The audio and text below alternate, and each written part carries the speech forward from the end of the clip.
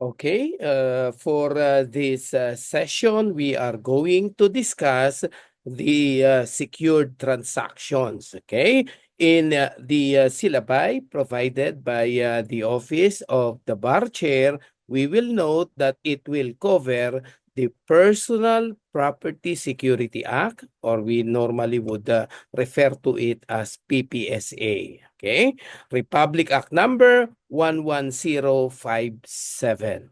Okay. What is the reason why we need to come up with this kind of law? Okay. The objective of the law is provided for in the law itself. Okay. To strengthen the secured transaction legal framework in the Philippines. No? So here we are saying that the law is enacted precisely to strengthen the so-called secured transactions where the collateral was being used to secure an obligation. Okay? And also, it is intended to provide for the creation, for the perfection, for the determination of priority, establishment of a centralized notice registry, and the enforcement of security interests in personal property, whether tangible or intangible. Okay, so here we look at this PPSA as a piece of legislation that would enhance the securitization or the protection of secured creditors, no, pertaining to personal properties being used as collateral for a loan. Okay? Here we are looking at the process wherein the personal property is being used as collateral to secure an obligation. Either it is the principal borrower or someone else, where the property of the owner is being used as collateral to secure that particular obligation. Okay, let us move further. Let us look at the scope of the law. PPSA shall apply to all transactions of any form that secure an obligation which is movable. Okay? Involving a movable collateral. So this early, we already put you on notice that PPSA will not include real estate. Okay, so that's a key takeaway there. You need to remember PPSA will not include real estate as collateral. Why? Because only movable collateral would form within the purview of PPSA. So if you are given a problem in the bar examination pertaining to a real estate as a collateral for the satisfaction or security rather of a loan, then do not apply PPSA. No, do not apply PPSA because in the first place, PPSA is not intended to include immovables. Okay? Okay. On top of that, we look at those that are not included as well. Those who are accepted, those who are not included, in short, excluded from the coverage of PPSA. What are these? You have their aircrafts. So aircrafts, those that are being covered by the regulation of CAAP, Civil Aeronautic Authority of the Philippines. Okay. As well as those ships and vessels. Okay. So this early, I'm putting you on notice, PPSA will not include immovables, especially real estate, and also those aircrafts and ships, no? Or vessels. Okay, let us move further. For us to better understand the principles, the rules, particularly insofar as PPSA is concerned, we need to be conversant with some of the terms being used in the law so that our appreciation of the rules will be easier. Okay? So let us start first with this concept on grantor. If we try to look at the previous law, for example, on the law on mortgage, chattel mortgage in particular, there is a counterpart concept there, or a principle, counterpart term, which is mortgagor. Okay. Here, the law is talking about a grantor. Now, who can be a grantor? When we say grantor, the one who grants security interest, okay? The one who is actually giving part of, shall we say, giving his interest over a particular collateral, okay, as security for the loan. Who can become a grantor? Okay.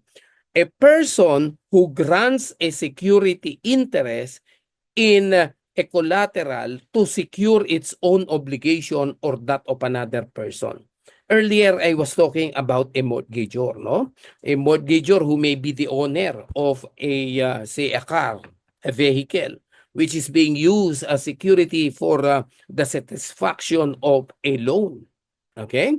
That mortgagor in that context is also the grantor, the equivalent of the grantor insofar as PPSA is concerned. Now, let us always be reminded, the term grantor here is not just limited to the party who is borrowing, who is the principal obligor.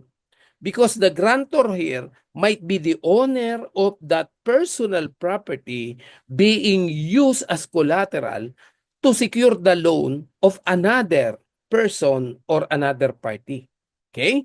So here, the term grantor is not limited as well. Just like in that example I gave you, the term grantor is not limited only to the borrower who is the owner of the personal property that is being used as a collateral.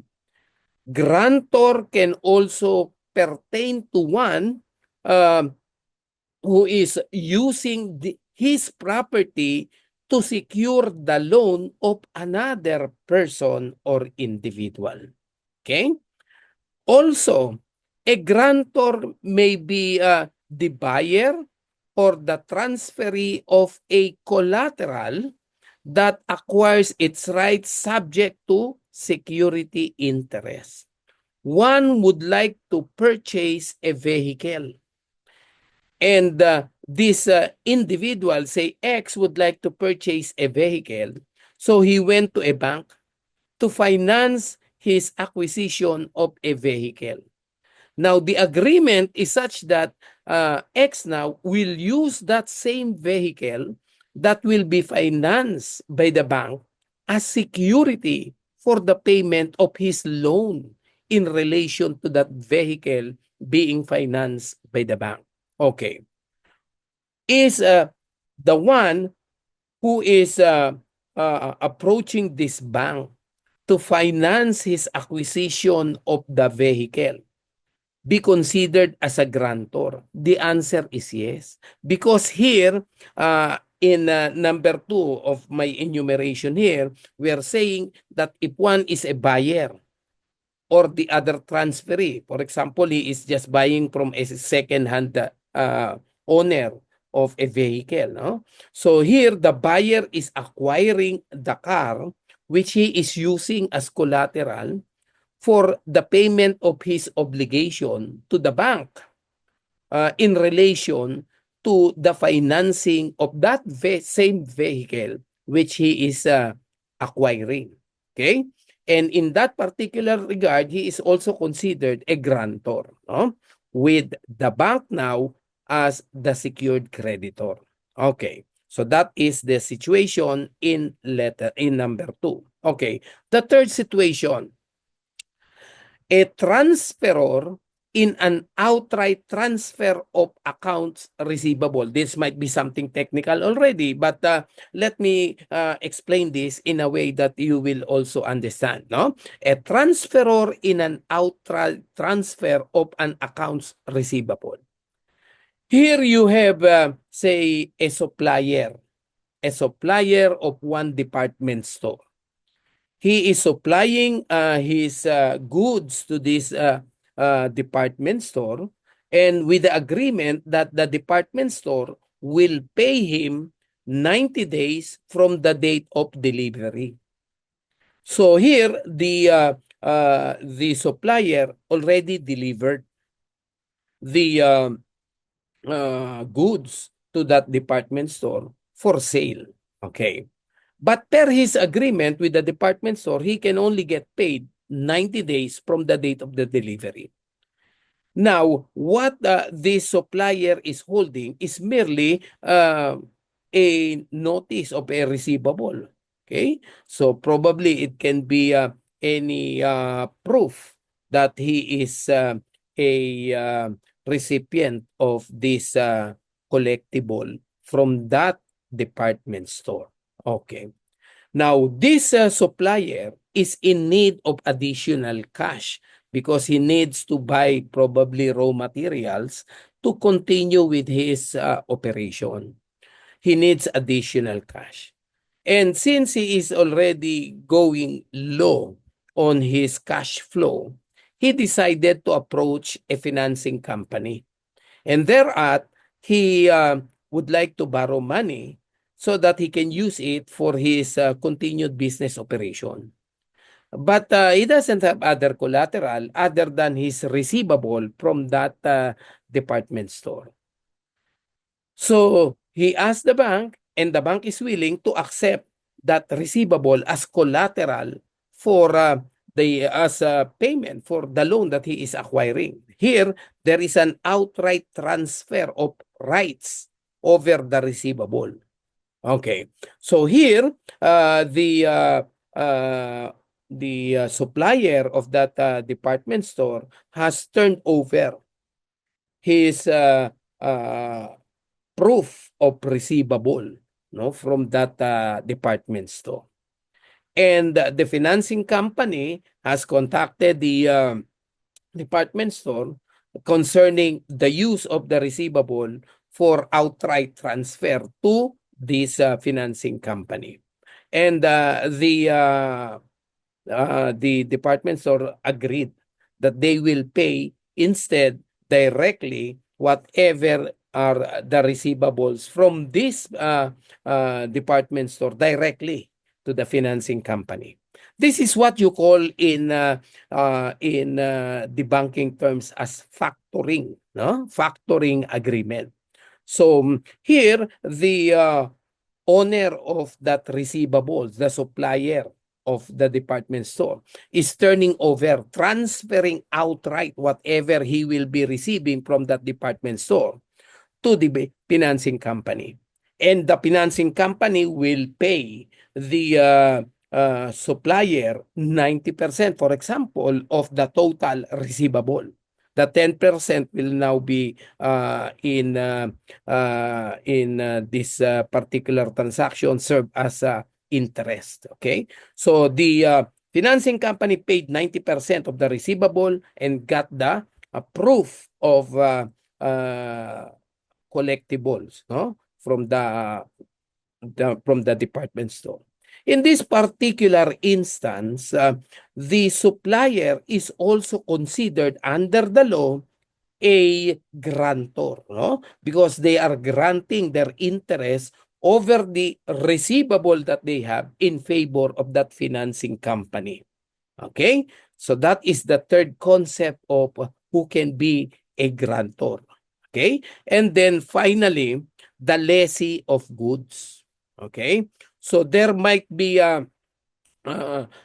someone who entered into a financing company, who entered into a what we call operating lease arrangement with a financing company.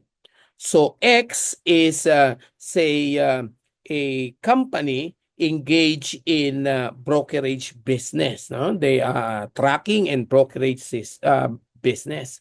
So they are in need of vehicles. Now they need to purchase additional vehicles for their business under an operating lease arrangement. This operating lease arrangement will be in a way where the financing company will purchase the needed, say in this particular instance, the needed vehicle for the use of the company. The company will use it and pay the corresponding rentals to the financing company with the view that after the end of the term, the financing company can sell this vehicle at its book value to the one who actually leased this particular vehicle. So there was this operating lease agreement. Now, is the lessee in that particular instance the forwarding company? Okay, the one engaged in tracking and uh, uh, brokering business. The one who entered into an operating lease agreement with the financing company. Can that also be considered, that tracking company be considered as well as a grantor? The answer is yes, because these vehicles, no, these goods actually were used as collateral, because this is actually being used as a property, no, for the business of this tracking company, brokerage and tracking company. And this was financed by the financing company, and with this tracking company granting upon the financing company its security interest over this property.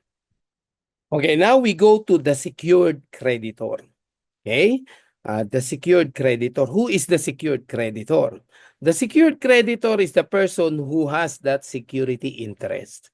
So in the case probably of a the so-called mortgage, no, of a personal property like a vehicle, the one who is receiving the collateral is the secured creditor, because there is that collateral being used to secure the obligation, then he is a secured creditor. The one who granted the loan, and to whom the security interest is being extended, no? So is the person who has the security interest. Okay. The law provides that for purposes of registration and prioritization, no, priority, it also includes a buyer of the account receivable, one we have mentioned earlier. If you recall my example, the one who has uh, assigned his receivable, no, receivable from the department store. I made that example earlier.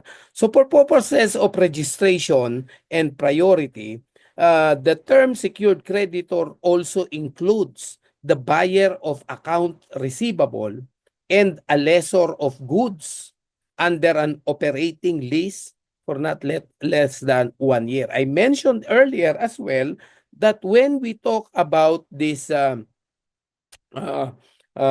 operating lease agreement, we are saying that if the lease, no, the operating lease arrangement is established, the lessor actually would have an interest over the goods that was acquired by the lessor and being leased by the grantor of the security interest. Okay. Now, aside from that, we also need to acquaint ourselves with the concept of control agreement. What is this control agreement? Control agreement relates to an agreement in writing between the guarantor and the secured creditor, which perfects the security interest over intangible assets. The key term here and what you need to always remember is that control agreement pertains to intangible collateral. Okay? What are examples of these intangible collaterals? Deposits in the bank. That is not something tangible. The shares of stocks being used as collateral, these are intangible, no?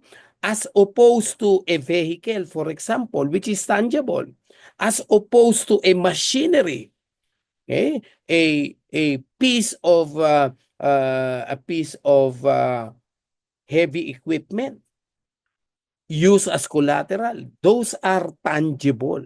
But intangible meaning that something that you cannot just see, like deposits in the bank, like shares of stocks, bonds, okay, debentures. All of these are merely evidenced by documents, but you cannot touch them. You cannot see them. Okay, so these are intangible assets. These intangible assets should be covered by a control agreement between the grantor and, of course, the secured creditor. Okay, and in some instances, a third party like the broker. We will discuss that when we move on. Okay, so that is the concept of a control agreement. It is a contract. Okay, it is a contract entered into by the secured creditor and the grantor. But what differentiates it from other agreement is that this pertains to intangible. Okay, intangible assets. Okay. The next would be the security interest, the concept of security interest. Security interest is a property right. Okay, security interest is a property right. This property right pertains to a collateral that secures the payment or the performance of an obligation. This pertains to the payment or rather performance obligation regardless of the type of the asset used as collateral. Okay? This is also regardless of the status of the grantor or the secured creditor or the nature of the secured obligation. Okay. So here we look at the rights, no? The property right acquired by the secured creditor. Okay? It is the right acquired by the secured creditor over a collateral. Whether that collateral is tangible or intangible, it is not necessary. No? I mean, it is no longer important whether that collateral is tangible or intangible. For as long as security interest is concerned, that is a property right. Okay? A property right of the secured creditor. Okay. Let us now look at these kinds of assets secured under the PPSA. What are the assets? Earlier, I already made mention of what will not be covered. No? At least there were 3 mentioned. Now, to be specific, what are these personal properties that can be secured under the PPSA? Okay, first, tangible assets. Meaning to say, these are assets that can be touched. It is visible in the eye. It is something that one can easily touch. No, like you have a machinery, you have a heavy equipment, you have these movable properties. No, appliances, etc. These are tangible assets. Also intangible assets, those that you cannot see, those that you cannot touch. Okay, what are these? You have deposits in the bank, you can use that as collateral. You have shares of stocks, you can use that as collateral. These are intangible assets. Okay, you purchase government securities, okay, treasury bonds. Can you use this as collateral? Yes. Okay, they are intangible assets. Next, intermediated securities or deposits account. Okay. As mentioned, intangible assets may be one that is evidenced by a certificate or one that is being held by another person. Okay. When we say intermediated securities, these are securities that are in the possession of the broker, for example. Okay. The broker of the securities may be holding the shares purchased by the investor, who in this particular case would become the grantor of the security. No, he owns those securities, those shares of stock in the possession of the broker. Okay, can he pledge that? He can use that as a collateral. Yes, even if it is in the possession of the broker, because in the first place that is already owned by the stockholder, who is also the borrower, the one who is using these securities as collateral for his obligation. Okay. Next, deposit accounts in the bank. Okay. So again, these deposits are not in the possession of the grantor. It may be in the bank. Okay. It may be in a particular investment in a particular company, using it as a basis for their loans, no, for their loan activity. So he may have put contributions in a say in a lending investor. Okay, a lending company, he put his money there, and it is being held by the lending investor or the financing company. Can that be considered as his property? Can that be used as collateral? Of course, the answer is yes. Okay, so that is again another asset that can be used as collateral. Next, electronic securities. Okay, not all securities being held by the broker are in certificate format. Okay? And in fact, some of them are in electronic format. Many of them are what we call under e-certificates, no? E-certificates, electronic certificates. Now, suppose a person, no, an investor, he would like to buy, say, Jollibee, publicly listed company, Jollibee Foods Corporation. He purchased it from the Philippine Stock Exchange through his broker. Okay. The broker, of course, acquired was able to purchase these shares. Say there were 1 million Jollibee shares acquired by this investor X, no? He is an investor. He has money for purchase of securities. So he asked his broker to buy him 1 million shares of Jollibee Foods Corporation shares at the Philippine Stock Exchange. Okay. So the broker followed the instruction. No? As instructed, the broker purchased 1 million Jollibee shares at the Philippine Stock Exchange. Okay. Now it is intermediated security because it's in the possession of the broker. It's in the hands of the broker, but it is of course owned by the investor. Huh? Now, these securities were only in electronic format. No certificate has yet been issued by the issuer. So it is just in the hands of the broker. Question, can that be used as a collateral for a loan? The answer is yes, even if it is in electronic format. Okay. intermediated electronic securities. This is what I was saying earlier.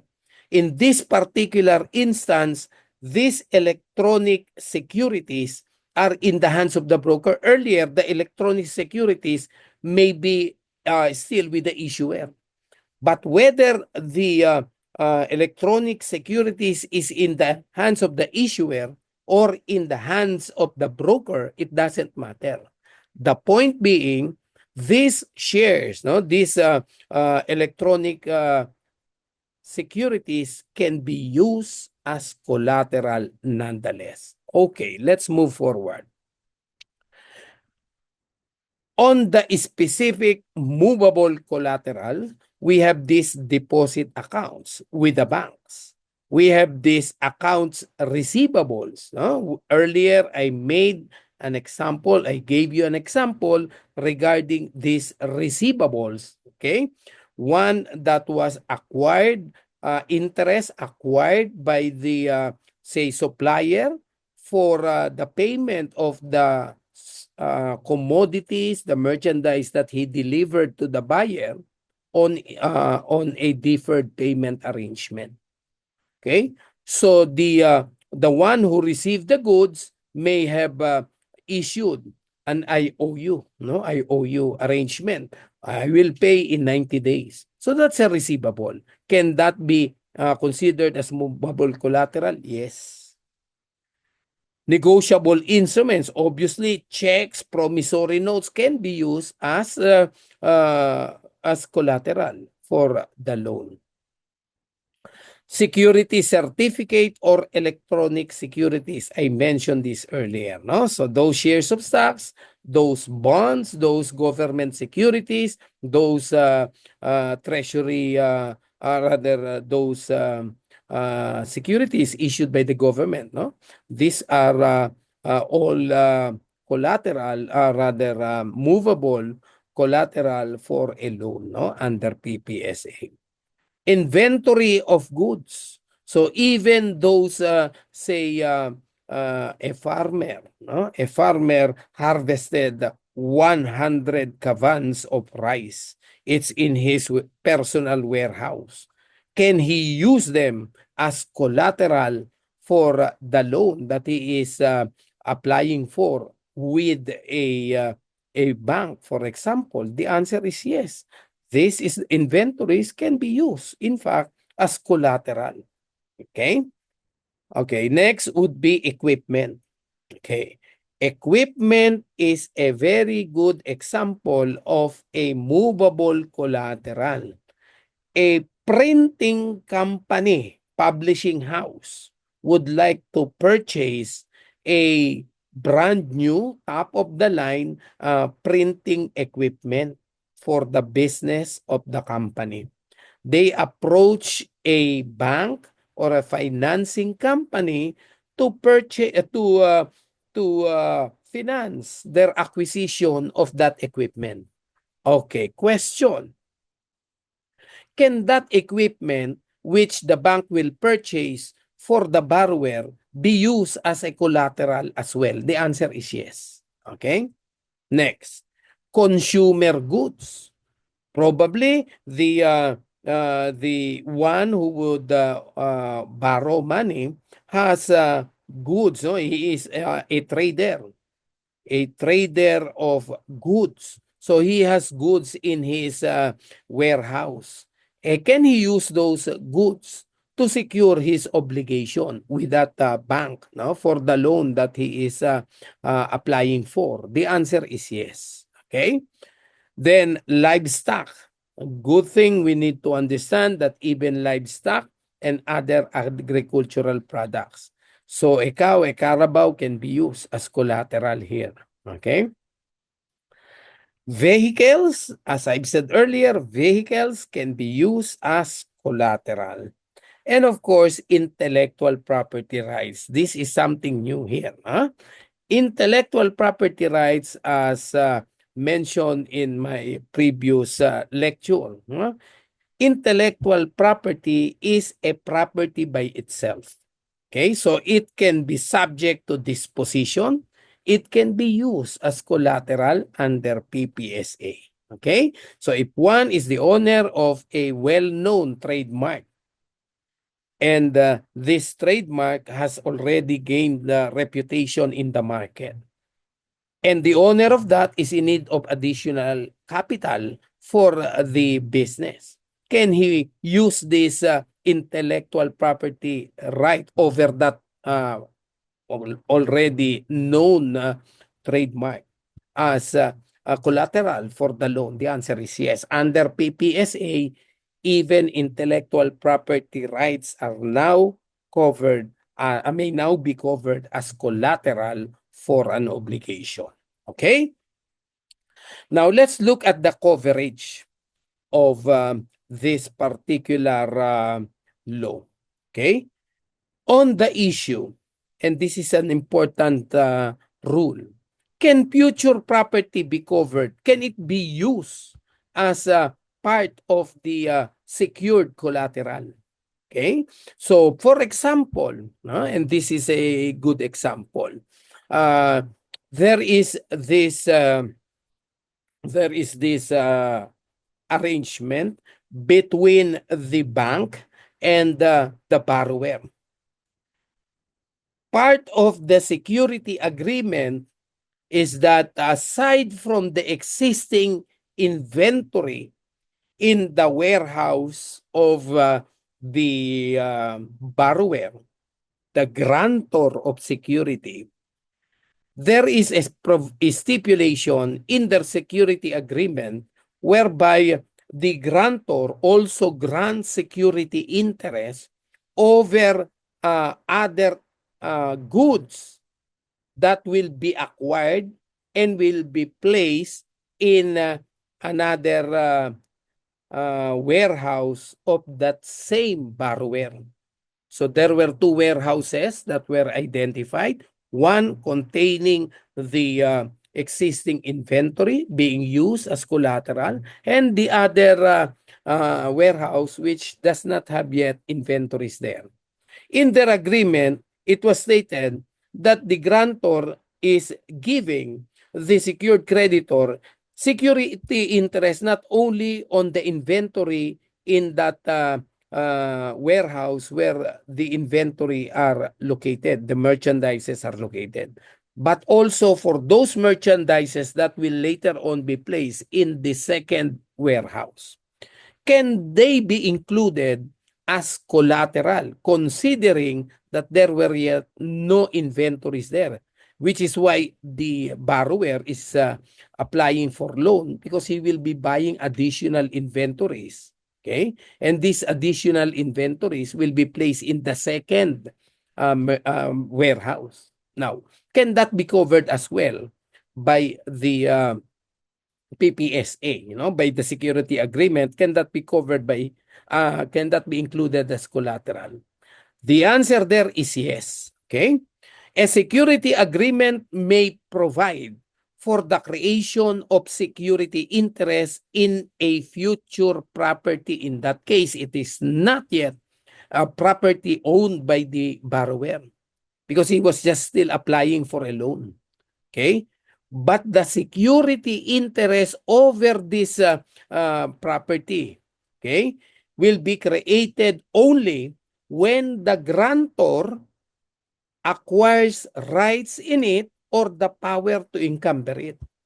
So, for example, at that precise moment, the borrower has already contracted with the supplier of this additional inventory, which he will use in his business. So there was already an agreement between the supplier and the borrower. While the borrower is still finalizing his loan agreement with, say, with the bank. And there is already the security agreement signed between the bank and the borrower. We said that future property can be covered. Suppose that property is still in the hands of the supplier. Is that already covered by PPSA? The answer is not yet. Not yet. Because the grantor has yet no security interest over the property. He doesn't have yet the security interest over the property because it has not yet been purchased.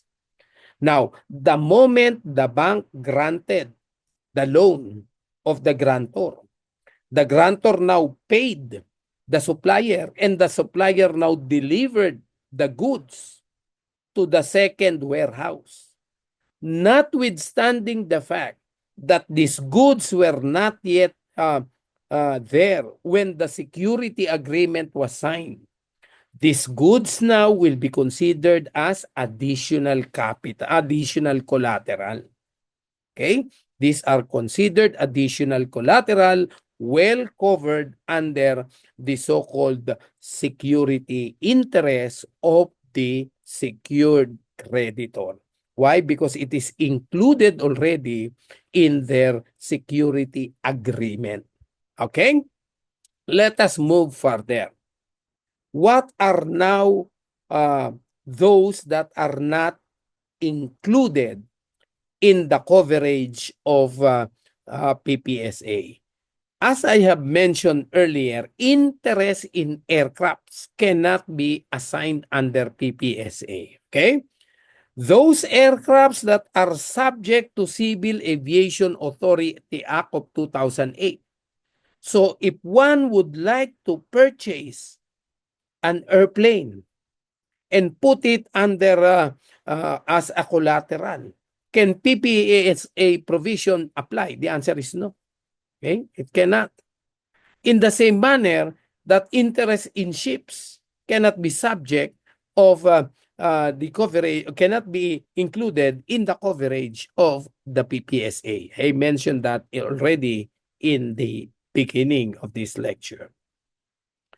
Now, let's go now to the perfection of security interest. If you try to take a look at the coverage of the PPSA in the syllabi provided by Justice Javier, you will see that perfection of security interest is highlighted there. Okay. When is perfection of security interest completed? When will it be considered completed? Okay. A security interest shall be perfected when it has been created and the secured creditor has taken one or more actions. One of the actions, rather, required in accordance with law. So there are, of course, after the security interest has been granted, once there is this security agreement that has been signed by the parties, or a control agreement entered into by the parties depending on the kind of collateral. No? Assuming that there is this already perfected security interest. Okay. Once that is done, there is an additional act that that is needed to be pursued, and that will already perfect the security interest. Okay? Let us take, for example, when there is a purchase by the bank of a vehicle to be financed. Okay? The borrower acquired a loan from the bank for the purchase of the vehicle. The vehicle now is the collateral. The bank is the secured creditor, whereas the borrower is the grantor. Okay? And of course, the collateral is the vehicle. Now, when will the security interest be considered perfected? The security interest can be perfected. Number one, when the security agreement is already signed by the parties, and one of the actions required under the law is perfected or is observed or complied with. Suppose there was registration already of that security agreement in the security registry. Okay? Is that already considered perfection completed? The answer is yes. Okay? Because there was already one action taken after the creation of the creation of the security interest. Now, what is the effect? Okay? What is the legal consequence once the security interest is perfected? Assuming the parties already created the security interest, there was already registration, what is the effect? The effect of that is that the security interest becomes binding already, effective against third parties. So, let us take for example, A is the borrower. B is the bank that financed the acquisition of the vehicle. The vehicle was used as collateral. A now has issued a security agreement, signed a security agreement with B. Now B has caused the registration of the security agreement before the registry. Okay. With that, what will now be the legal consequence? The security interest of the bank over the car used as collateral now will take precedence over claims of third parties. Suppose there were other parties, no? This was illegally sold by the borrower. Without the consent of the bank, it was sold to a third party. Now, who has preference over the vehicle? Okay. Will this subsequent sale already remove the interest of the bank? The answer is no. In fact, the interest of the bank will prevail, will be given priority over that buyer of the vehicle. So if the grantor of the security interest, the borrower, failed to pay, the bank can run after the buyer and even cause the recovery, the repossession of the collateral. Okay? Under the secured interest arrangement. Okay. Now, let's look at the perfection of security interest, this time pertaining to tangible assets. Okay. Earlier, we made a distinction between tangible assets and intangible assets. Let us take first the easier one, no? Intangible assets. When will this perfection of security interest be present when we are talking about tangible assets? We're looking at a car, for example. We are looking at machineries. We're looking at equipments. We're looking at those properties that are tangible. Okay. Use as collateral for the loan.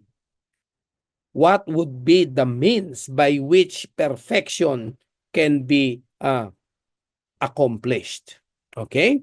First, we need to understand the rule, no? The security interest in tangible assets may be perfected either. No? Remember, once the security agreement is signed, they need to perform one more action. Either, number one, registration of the notice with the registry. Example, I have already given you an example earlier regarding that car. There was already a security agreement signed by the grantor and the bank that financed the acquisition of the vehicle used as collateral.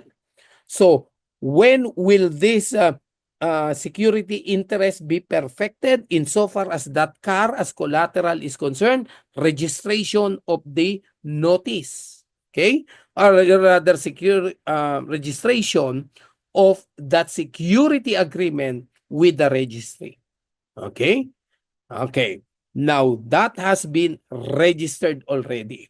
Okay. So, is there already a security interest on the part of the bank over that particular vehicle? The answer is yes. Okay. Suppose you were given a question. The car has been purchased by the bank and used as collateral by the grantor for the satisfaction of the loan. Okay?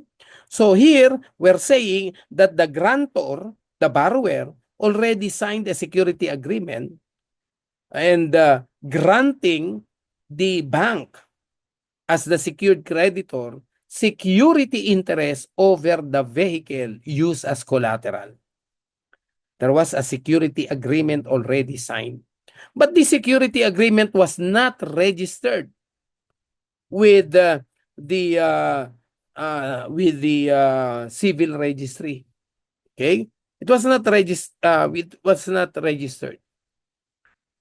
Will the non-registration of the security agreement invalidate already the grant of security interest by the grantor in favor of the secured creditor, the bank? The answer there is no. And this is, of course, followed by this simple principle. Note that the security that is not registered, security interest, I mean, that is not registered, remains to be valid between the parties. Okay?